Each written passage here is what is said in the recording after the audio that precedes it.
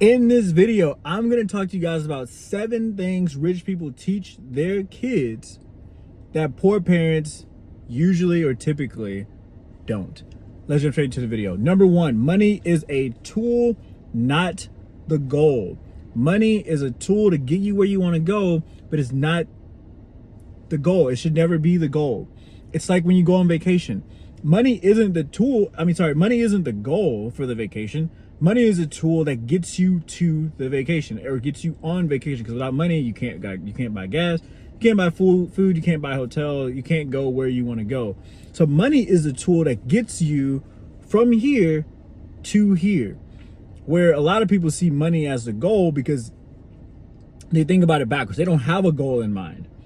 They just think, oh, when I make the money, then I'll have new goals. But it works the other way around. You got to have the goals first to even know why you even want the money in the first place, because you won't go get it. Your subconscious won't let you take action on something that doesn't make sense, right? Number 2, ownership beats wages. Poor parents push, get a safe job. Rich parents teach, own the job, the building, or the system. That's where the freedom is. Don't go chase a job, chase ownership.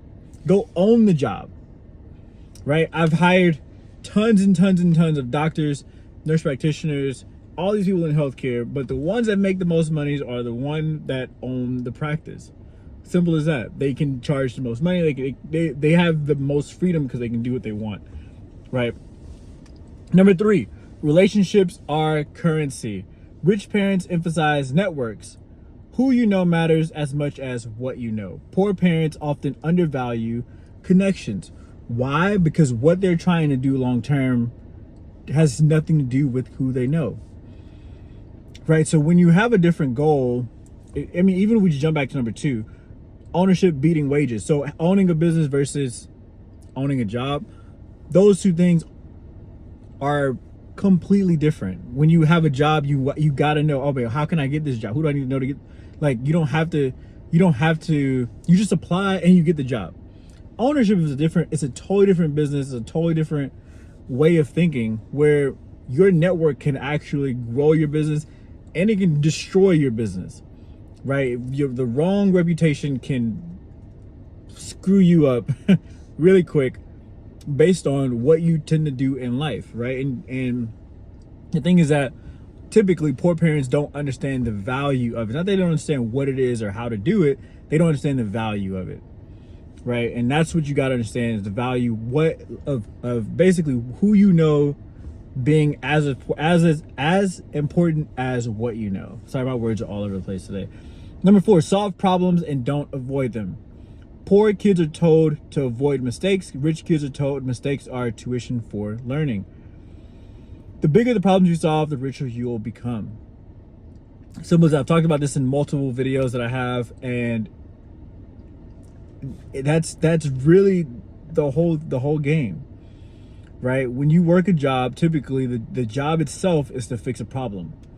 The tasks within the job are typically what the employees do to solve the bigger problem. Well, if you're the guy who solves the problem, who owns the business, you make more than the guy who does a task to help accomplish the bigger problem. Does that make sense? So as someone who spent a career in recruiting, the overall goal of most companies is to help companies hire the right talent. Right? That's the problem. We have trouble hiring people. We need people. We need to make this happen. That's the problem. The person who solves that problem gets paid the most. Now, as a recruiter, yes, I'm technically the one who's solving the problem, but I'm hired by the guy who's actually solving the problem. Does that make sense? Like, I'm doing a task for the problem, and so I get paid less. Right? And that's how you got it.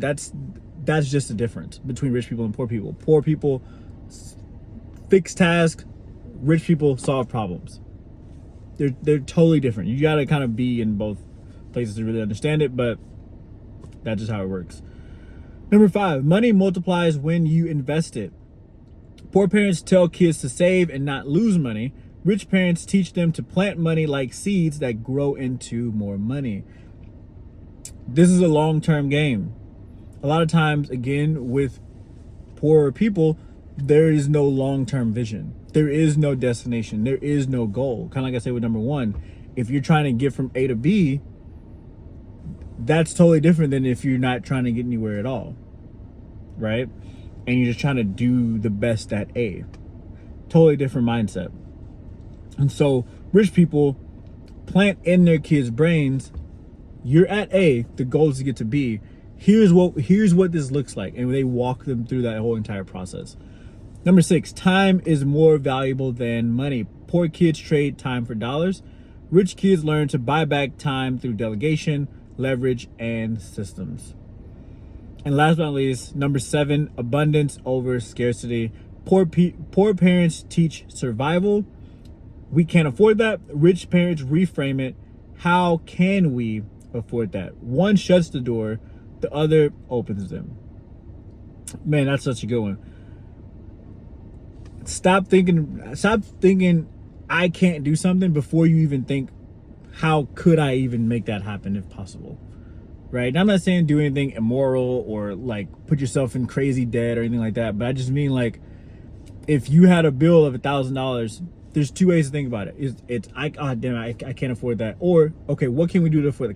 Can we start a little car wash, a neighborhood car wash for a week, and see if we can make it. Like, there's pros and cons in thinking, how can I, before you just think I can't, right? And that alone is a separator in itself, because there's some people who they see a number and they immediately think, I can't do that.